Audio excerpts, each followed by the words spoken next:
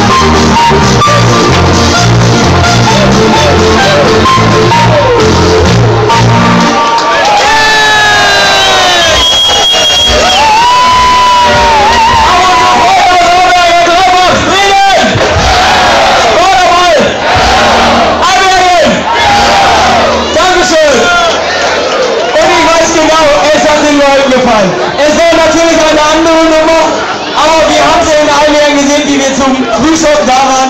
Leute, wisst ihr eigentlich, was ihr gemacht habt? Ihr habt ein bezauberndes Lächeln auf die Leute gezaubert. Und das finde ich total schön. Ich hab's gesehen, es haben alle genossen. Alle. Alle haben Spaß gemacht. So, ich möchte euch die Jungs natürlich auch mal kurz vorstellen. Und zwar, ich glaube, der Rock steht an der Gitarre. Der Anton ist der Vortänzer hier, richtig? Der Anton! Jan am Schifferklavier! Und der sich wirklich lang gemacht hat für den heutigen Abend. Töne! Natürlich bekommt ihr auch einen Orden von der Prinzessin.